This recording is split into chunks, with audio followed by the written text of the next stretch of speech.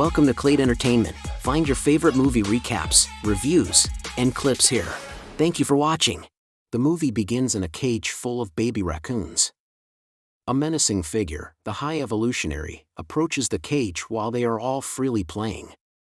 He extends a hand to one of the raccoons, in particular, Rocket. The Guardians of the Galaxy, which include Peter Quill, also known as Star-Lord, Rocket, Groot, Nebula, Mantis, Kraglin, and Cosmo the Space Dog, have taken refuge on Knowhere and established their headquarters there. Peter has been drinking himself unconscious while grieving the loss of the original Gamora, and Nebula has to carry him to his room. Meanwhile, Kraglin and Cosmo are testing their telekinetic abilities and developing a rivalry. Kraglin has been practicing using Yondu's arrow with his fin, but he hasn't quite mastered it. The being known as Adam Warlock, created by the Sovereign High Priestess Aisha, flies in at full speed to Knowhere, colliding with Rocket. The Guardians charge in, but during the fight, Adam rips Groot's head off. He's fine, and directly targets Rocket. While Drax attempts to beat up the Golden Man, Peter and Mantis try to help Rocket after he has been severely injured by Adam. Nebula impales Adam with one of her blades before he can kill Drax. The med pack Peter is using on Rocket isn't working and is on the verge of killing him before Nebula orders them to remove it. Adam withdraws, leaving Knowhere in ruins. Rocket appears to have a flashback to his time being experimented on by the High Evolutionary as the Guardians carry him to safety. He was labeled 89P13 and placed in a cage with 3 other animal test subjects, an otter with mechanical arms, a walrus with legs on wheels, and a rabbit with other mechanical attachments. They befriend the terrified Rocket, making him feel less alone. The Guardians discover that Rocket has a kill switch in his body that could detonate if surgery is attempted on him, and they believe Adam was sent to retrieve him. Nebula discovers a passkey that can override the kill switch, but it is only available to Orbicorp, the company that experimented on him. Peter doesn't waste any time in leading the Guardians, minus Kraglin and Cosmo, out to save his friends. The High Evolutionary meets with Aisha and Adam at the Arate Lab on Counter-Earth, as they not only work for him, but High Evolutionary is also responsible for the creation of the Sovereign, among other races and species across the galaxy. He dispatched Adam to retrieve Rocket, High Evolutionary's most valuable asset. When he tries to torture Adam for failing to retrieve the Rocket, Aisha begs him to stop because Adam is like her son. The High Evolutionary informs his henchman Theo of the Guardians' destination. The Guardians arrive at the Orbiscope, which serves as Orbicorp's headquarters. While preparing to breach the shield, Peter and Mantis discuss how he has never returned to Earth since being abducted by the Ravagers, and Peter says the only person he would know is his grandfather, and he has no idea if he is still alive. Ravagers led by Stakar Ogord board the Guardians' ship moments later. The alternate Gamora has joined them, and she has been communicating with Nebula in secret. Peter is taken aback to see Gamora, despite the fact that this version is unfamiliar with the rest of the Guardians. Stakar equips the Guardians with spacesuits and instructs them to avoid orgocentries while searching the company's records for information on Rocket. Another flashback reveals Rocket's intelligence, which explains why High Evolutionary kept him close. He'd also seen the rise of Counter-Earth, to which High Evolutionary was transferring his completed experiments. He showed Rocket a machine in which he attempted to advance the evolutionary stages of various animals, but had not perfected it to the point where they were anything more than mindless monstrosities that he would discard once deemed failures. Rocket appeared to have solved the problem involving the proteins in the organisms they were using, much to the surprise of High Evolutionary. The Guardians descend on the Orbiscope, with Peter attempting to have a heart-to-heart with Gamora, only for her to reject him because she is no longer the Gamora he knew and loved. They hide their spacesuits somewhere before being discovered by Master Karge's orgocentries, but the Guardians pretend to be working there. Drax and Mantis go together, while Peter splits up with Gamora and Nebula. The former 3 meet Yura, an Argo employee, and force her to accompany them to the records. The orgocentries pursue the Guardians just as they discover Rocket's file. Their spacesuits are sucked into space because they were stored in the incorrect location, but Drax and Mantis attempt to fight off the guards. Karja fires at them, striking Drax and Nebula and weakening them. Peter persuades Yura to assist them, and she allows him access to their systems to turn off the artificial gravity, allowing them to escape the Orgocentries and return to their ship. In another flashback, Rocket is seen with his animal friends, dreaming of freedom. They come up with their names here. Before Rocket chooses his own name after seeing a rocket flying over Counter-Earth, the otter names herself Lilla, the walrus names himself Teefs, and the rabbit names herself Floor.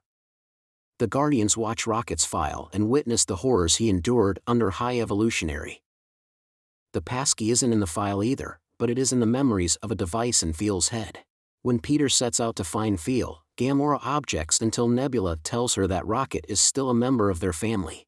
The Orgocentries encounter Aisha and Adam as they accept a captured Ravager and his pet, later named Blurp. While Aisha tries to persuade Adam to question the Ravager about the Guardians, he ends up frying him to death with his powers, infuriating Aisha.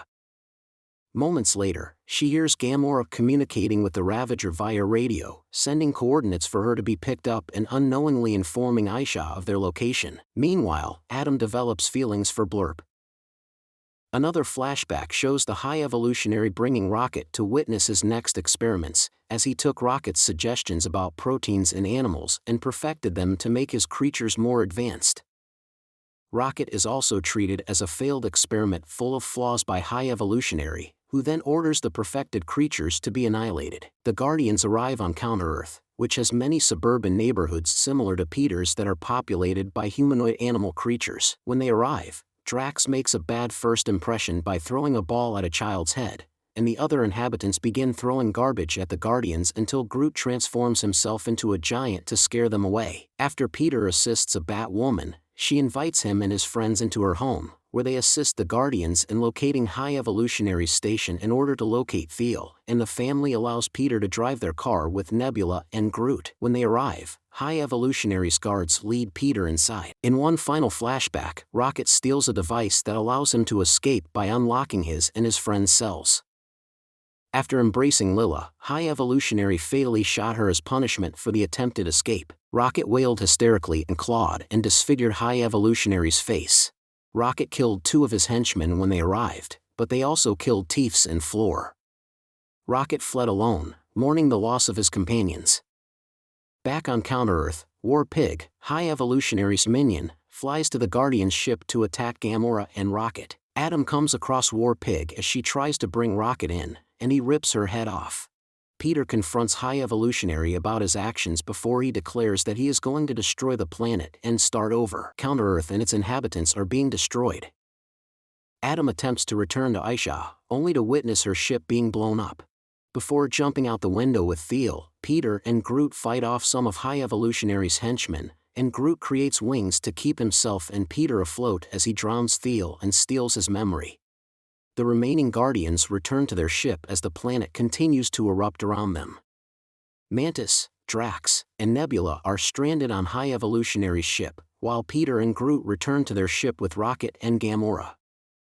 Mantis tries to defend Drax despite knowing he does stupid things that get them in trouble. Peter, Gamora, and Groot rush to use the passkey in order to save Rocket. He finds himself in a white realm, greeted by Lilla, Teefs, and Floor as if welcoming him to the afterlife. Rocket appears to be ready to join them until Lilla informs him that he still has a purpose in life. They kiss before Rocket regains consciousness and embraces his friends. They then receive communications from Nebula, who has discovered a large group of captured children that High Evolutionary has been keeping for experiments with Drax and Mantis. They are overjoyed to hear Rocket's voice over the radio and are relieved to know he is still alive. Unfortunately, High Evolutionary captures them and informs the other Guardians of their capture. Peter leads them to their friend's rescue and contacts Kraglin for assistance. Drax is able to calm the captured children down because he speaks their native language, and he also manages to make them laugh by acting silly, just like he used to with his own daughter. He, along with Mantis and Nebula, is placed in a room with 3 obelisks, but Mantis uses her powers to sway them to their side and help them charge into battle. Kraglin and Cosmo assist in bringing Nowhere close to the ship, but High Evolutionary's forces launch an attack. Kraglin sees a vision of Yondu encouraging him to fly the arrow with his heart, and it works when Kraglin destroys the High Evolutionary's drones while Cosmo uses her telekinetic powers to squash a henchman approaching them. The High Evolutionary's henchmen attempt to revolt, only for him to vaporize them all. Adam and Blurp join the Guardians when they reunite. They take on High Evolutionary's army and completely destroy it. Cosmo uses her abilities to bring the ship closer to Nowhere so that the Guardians can rescue and transport the captured children. Before leaving, Rocket discovers a litter of baby raccoons among other animals and begins attempting to free them. High Evolutionary finds him and nearly kills him, saying he is nothing more than a failed experiment, until Rocket reminds him of who he truly is. The other Guardians then arrive and give High Evolutionary a well-deserved beating before Nebula pulls his face off, revealing the horrific disfigurement Rocket left him with. Rocket chooses not to kill High Evolutionary. Rocket frees the other animals, but Cosmo's powers fail before Peter reaches Nowhere. He nearly freezes to death in space until Adam flies him to safety on Nowhere. Back on Nowhere, the Guardians gather for one last time. Gamora intends to continue working with the Ravagers, while Peter intends to return to Earth. Mantis expresses a desire to go off on her own to figure out what she wants to do for herself. While Drax offers to accompany her, Mantis insists on going alone, and Nebula claims that Drax is better suited to looking after the children because he was always meant to be a father, and she will be in charge of Nowhere. Peter delegated his leadership position to Rocket so that he could lead the next Guardians team. Before Gamora departs, Peter admits that they will not be together, but there is some attraction and flirtation between them. He returns to Earth and meets his grandfather Jason for the first time. Following the Guardians' departure, Rocket is given Peter's Zune, on which he plays Dog Days Are Over for all of Nowhere to hear and begin to dance to. Thank you for watching the movie recap. I hope you enjoyed it. Please like and subscribe if you did to help us grow, and we hope to see you in the next one.